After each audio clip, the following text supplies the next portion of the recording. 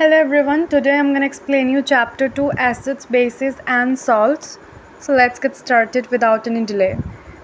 If you taste acids तो वो खट्टे टेस्ट करते हैं एंड एक ब्लू लिटमस को वो चेंज कर देंगे रेड कलर में, वेयर एज बेसिस इसके ऑपोजिट होते हैं, वो कड़वे होते हैं टेस्ट में एंड वो रेड लिटमस को ब्लू में कन्वर्ट कर देते हैं।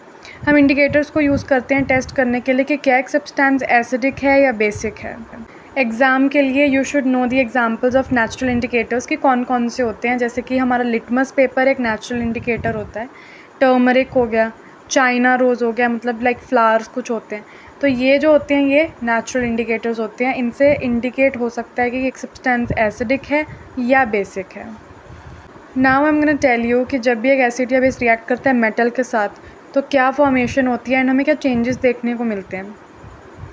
एक तो हमें दिखने को मिलता है कि जो रिएक्शन जब हो रहा है बबल्स फॉर्म हो रहे हैं, गैस, यू शुड नो इसमें हाइड्रोजन गैस इवॉल्व होती है and when ever it Burns with a pop sound. I'll illustrate this. Zinc, which is a metal, if it's react with hydrochloric acid, which is an acid of course, then आपको output क्या मिला, zinc chloride plus hydrogen gas. तो यहाँ पे जो hydrogen gas evolve हुई है ये एक पॉप साउंड के साथ बर्न होती है। For your exams I am already telling you in advance, ये जो डायग्राम आपको शो करी गई है एंड दिस प्रॉपर्टी कि जब भी एसिड्स रिएक्ट करेंगे मेटल के साथ हाइड्रोजन गैस इवॉल्व होगी ही होगी। यू शुड नो दिस क्योंकि एग्ज़ाम में आता ही आता है। Now let's move further. How do metal carbonates and metal hydrogen carbonates react with acids. So इसमें है प्रॉपर रिएक्शन आता है एग्ज़ाम में, सीधा सीधा उठ के आता है या फिर ट्विस्टेड फॉर्म में आ जाएगा, बट ये आता ही आता है, extremely important. Carbon dioxide gas evolve होगी। When carbon dioxide is evolved it turns the lime water milky and जब एक्सेस CO2 पास करी जाती है यही मिल्कीनेस जो फॉर्म हुई थी डिसअपियर हो जाती है।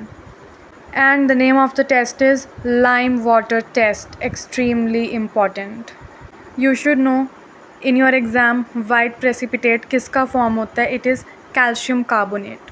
कार्बन डाइऑक्साइड रिएक्ट करता है कैल्शियम हाइड्रोक्साइड के साथ and it leads to the formation of calcium carbonate and H2O which is water. कुछ रिएक्शंस के मैंने आपको एग्जांपल्स इलस्ट्रेट करके दिखाए हुए हैं so that it's easy for you to understand.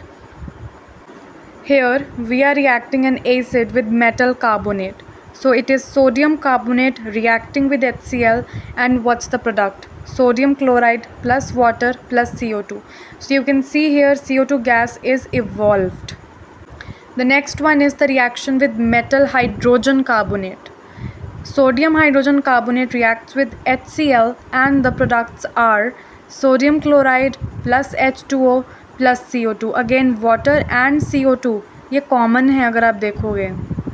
Now you can see here जब हम एक्सेस CO2 गैस पास करते हैं, कैल्शियम कार्बोनेट है, हमने क्या रिएक्ट करवाया उसके साथ, वाटर को एंड CO2 को, and see what the product is calcium hydrogen carbonate. तो यहाँ पे हमने एक्सेस कार्बन डाइऑक्साइड पास करी and the product is in front of you. Acids and bases की अपनी अपनी स्पेसिफिक केमिकल प्रॉपर्टीज़ होती हैं जो आप डेली लाइफ में भी देख सकते हो, जैसे कि when you drink lemon water that's an acid. For example, oxalic acid is found in tomato. And if we talk about base, तो आपने अपनी डेली लाइफ में यूज़ करा ही होगा बेकिंग सोडा, बेकिंग पाउडर, ये बेस्ट एग्जांपल्स हैं bases के। And if you taste any base that is bitter and acids they are sour in taste.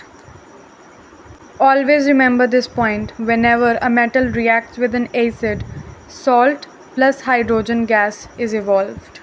And furthermore, when carbonates or hydrogen carbonates react with acids, then always formation of salt, CO2 and water takes place. I have even shown you the indicator table as shown in the image, which will really help you for your exam.